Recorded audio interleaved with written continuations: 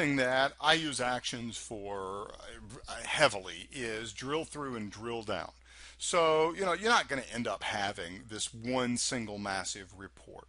What we'll often end up with in an organization is the user comes in and they'll start at a dashboard. You know what a dashboard looks like, right? It's like lots of little sub-reports that are summarized, okay?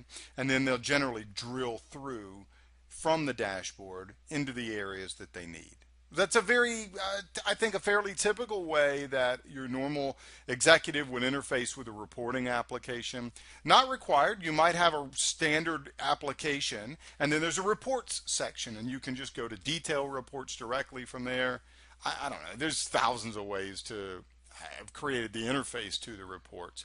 However, what you want to do, you want to be able to link from one report to another, right? So you want to create links in between them. Okay, well, these are what your actions are going to do. So, like for example, let's create, tell you what, I'm going to start with SQL on this one, the actual query. And so let's do this. So show sales for a particular product. So the SQL on this one would be something like this. I think these are in the 700s. Okay, right.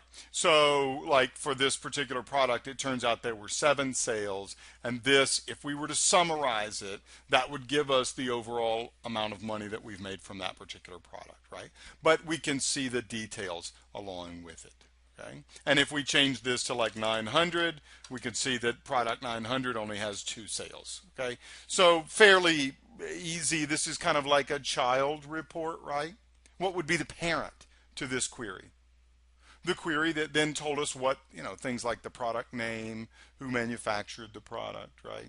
So it's kind of like a parent-child relationship. So we might say, and I'm using select asterisk, and generally in the real world, you'd be a little more declarative with what you wanted, but I'm trying to teach you reporting services, not writing queries, so please forgive.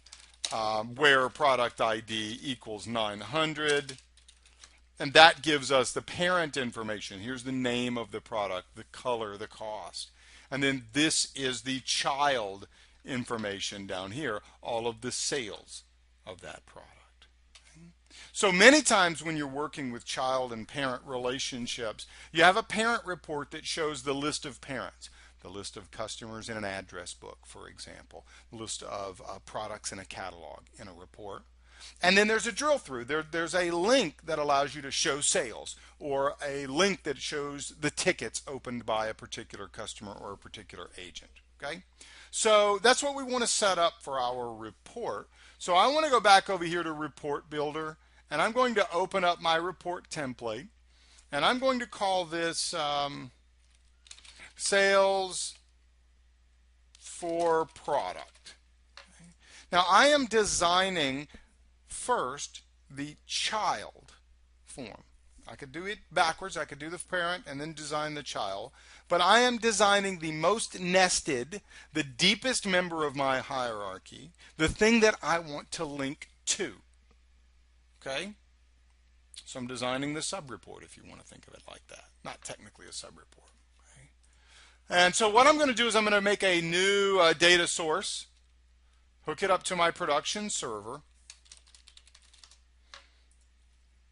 and I'm going to make a new data set, and this is just going to be called order history. And I'm keeping it simple. And we're going to make this a parameterized data set. So you could take a look at it right here. Okay, there's our query. Give me all the detail information for a given product. And behind the scenes, when we say OK, it's going to create the report parameter that you see right here. It creates the product ID. Okay. Now I'm going to drag my table over here, and we'll put in a couple of extra columns just to make sure I get all the goodies we want to see. The product ID, the order ID, the quantity, the total, whatever. Let's make these guys that, and we'll make their background color that, and let's make you guys all in the center, and this guy here is going to be a number. So we'll go to the text box, say it's a number and it's currency. What else? I think that's probably good enough. And so we made this a parameter, right? But we didn't define a default, and we didn't provide a list of different products. Okay? So when we run this, it says which product ID, 707, and it says, okay, there's the sales for that particular product. We change it up here to 900, does it. Cool. The only other little gotcha over here, we changed this for this particular product where there is no sale. Wouldn't we? I think I would want it to be a little more usable to the end user and have it say there are no sales for this product, right? So you definitely want to be able to do that. So you actually go to your tablets' properties right here, and down towards the bottom when it says no rows, right here in the no rows section, the no rows message, okay, we can define it with an expression, or there are no sales for this product. And you can set your color, and often red would come into play there, and set it to be bold. And so now we run it again, and we choose, like 707 comes back with our normal report, but 706, which I don't think has any things, there you go, there are no sales for this product. And you could put borders and images and whatever you wanted in there. There's a whole no rows block for defining that information. Okay, I need to save this. So I'm going to save this in my report server. I'm just going to save it on the root, and I'll call it, what did I call it? Sales by product. Okay. Done with that one. I'm going to open up a template, and we're going to call this product catalog. And I probably misspelled catalog depending on what part of the world you're in. I know it's spelled differently across the world. So over here, I'm going to make a data source to production, which is my saved data source, my shared data source. And my data set this time is going to be the products. So let's just get the product information.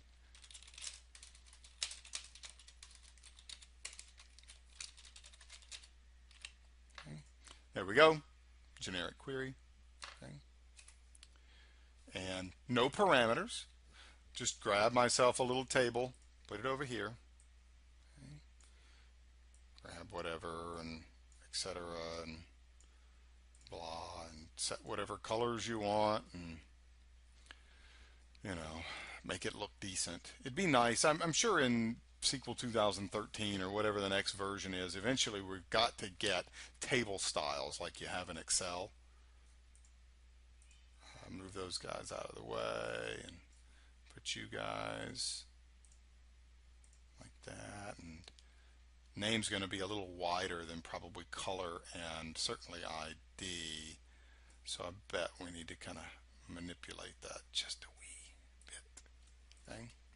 Now at this point, there is no relationship between that prior report we did and this report. But what we want to have wired up is we want to have a link, either a separate column over here or a link through the product ID or through the name to where we can link to see the sales. I know it took us a long time to get here, but that's what we're kind of talking about here. So I could do it either way. I can come over here, I can make the product ID linkable, or I can add a new column over here, and I can say view sales, and I can just put like the text link right there, and then right here I can go to my properties, and I can go to the action right here. So I've got the selected text, I go to my action, and I tell it that I want to go to a report, and I specify the report. And look, it's our standard browser that's browsing our report server, and there is sales by product. Now, sales by product has a parameter, Remember, we've got the product ID parameter, right? Okay, so when I click add, what reporting services, or rather report builder, is going to do is it's going to look in this report and it says, what are the report parameters? What are the public parameters? In other words, okay, that was an important thing I just said. Which parameters are not marked as hidden or internal? Which parameters are marked as visible? Because those are the ones that we can set. We cannot set hidden or internal ones right here. So we can set the hidden ones, but we have to know what they are. So it reads that there is a product ID, and we can set the value to be the product ID from the data set. So let's discern what's happening here. This is the parameter from the child report that we are linking to. Okay. In other words, these parameters do not come from the report we are designing. They come from the report we just linked to. Okay. Now this over here, let's change colors. This is the fields in this report. Okay. So what we're saying is that the value of this row's product ID will be passed in as the value to the product ID parameter in this child/sub report. Okay. All right, so we say okay. Let's go ahead and save this as, oops, I have to save it as. I have that report template marked as read only so that you can't save over it. And the error message you get is, hey, access is denied. It's a pretty bad message, but you just need to save it back to your report server as product catalog. Okay. Run our report, and notice now that the link is wired up. And how do I know it's wired up? Because the cursor changes. Right? Unfortunately, though, I didn't colorize it, so I'd come back over here. I would come back to the color and say, okay, let's do some best practices here. Let's underline this guy. Okay. There we go. Another thing that I like to do just in these reports, I don't know that we've really talked too much about it. I like to center the text vertically. Notice you can bring it to the bottom, the middle, or the top. I like it more centered vertically.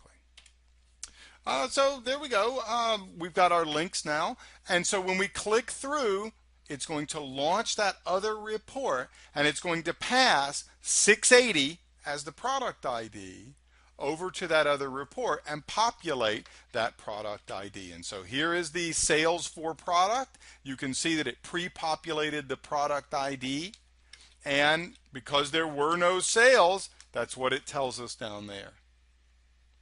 Now I find it a little tricky in the little report builder to get back. You can do two things. There's a little back button right there, or you can right click and go back. And so now you can go to product 707, which I know has some sales, and we can now click through it like that. Right? So that's your report actions. It's actually fairly simple to click from one report to another. This is how you create reports that are really tied together nicely. This is how you make it more usable for people to just jump in, bam, bam, bam, get the information that they need. I think you'll make a lot of use out of these.